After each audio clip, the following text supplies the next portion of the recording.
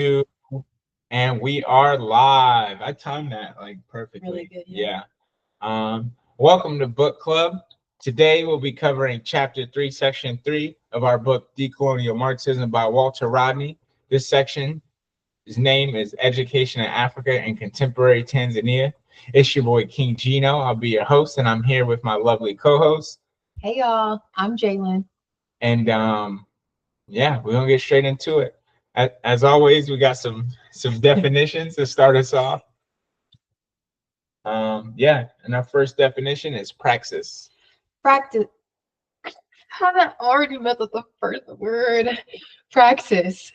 Practice as distinguished from theory. So praxis is the actual practice of it, like actually doing something, not talking about it, but the actual practice of it. Practice, they sound the same for a reason. Actually doing things, action. Pastoralist. A sheep or cattle farmer. And we'll be talking about some Tanzanian pastoralists in regards to education. Ujamaa. A Swahili word meaning familyhood or cooperative economics. Was a socialist ideology and social and economic policy implemented in Tanzania by President Julius Nyerere, emphasizing emphasizing communal living, collective farming, and self-reliance. Yeah, that was great. Our next word. Apprentice, a person who is learning a trade from a skilled employer, having agreed to work for a fixed period at low wages. Yep. And we're gonna go into our chapter contents. Pre-colonial education. Education in independent pre-colonial Africa was universal. Everyone received either a formal or informal education designed to give him or her a role within the society. Communal learning by praxis or the practice of skills. So the education system in Africa before the colonizers got there, it didn't look like a classroom. It was more like the leader of the village would teach all the young children how to hunt, teach them how to shoot a bow. You would grow up on the farm raising cattle instead of like going to school to learn how to raise cattle. The the practice of your education was more practical. You just did things that you and your community needed to survive. Everybody has to eat from cattle, the milk that they provide. So everybody learned how to farm cattle for the benefit of everybody.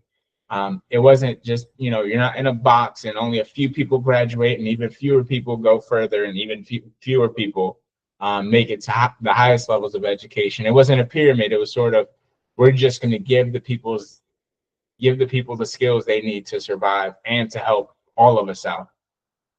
Like the Amish community. Yeah. Mm-hmm. I love that show, Escaping Amish. They show in detail what they have to do on the farms. Yeah. Milking cows, churning the butter, everything, building houses. You become a lot more educated by actually doing the thing than just talking about doing the thing. And I think that's just the biggest key. Like, just because you're in a classroom doesn't mean you're learning. I think that's the biggest key from this. Pre-colonial formal education. Formal education in independent Africa occurred throughout teaching one's skills to apprentices. For example, if a man were a hunter, a miner, or a cloth maker, he would educate his children or other family members or other persons in the society in order to preserve his particular craft.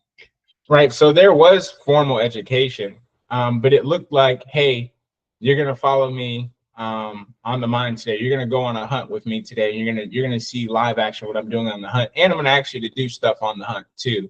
And that way, you learn those skills live time under the guidance of a teacher, right? A teacher, a master, and the relationship of apprentice.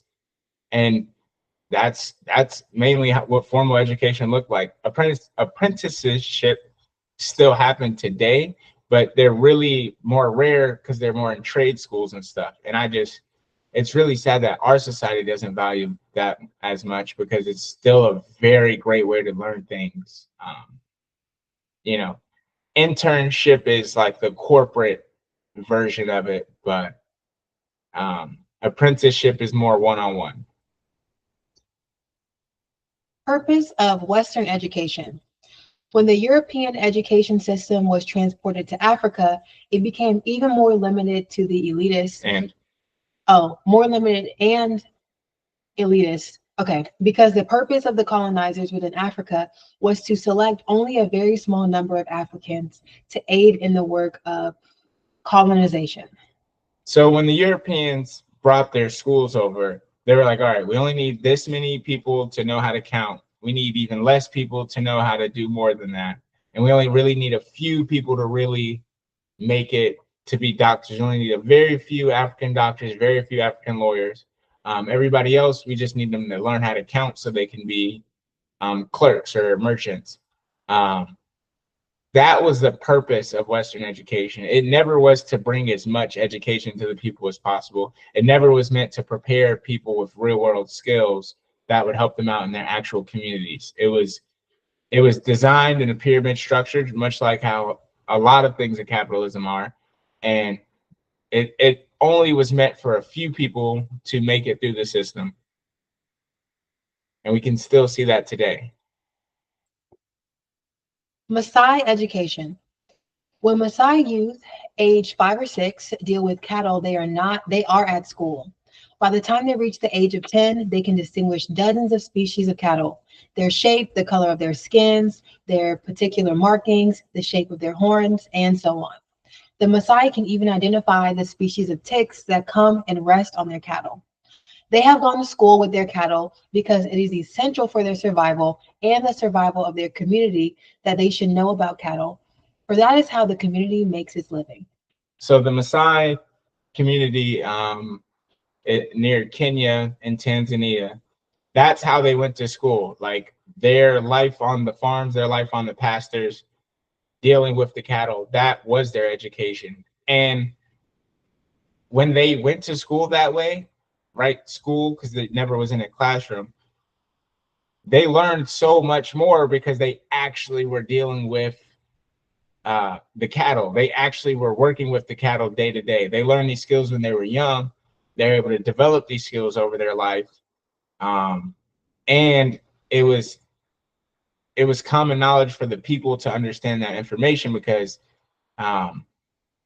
cattle was so important to that community. So they made sure everybody knew about the cattle. I mean, just imagine how many cows you have to work with to know the difference in ticks on the cows. That's something you can only get by working with it. I mean, you could read a book all day about ticks, but being able to find ticks, where they're at, how they, You got to be in that field. you got to be in that field for real. And so the Maasai people were in the field, and that's a contrast to the education system before the colonizers got there.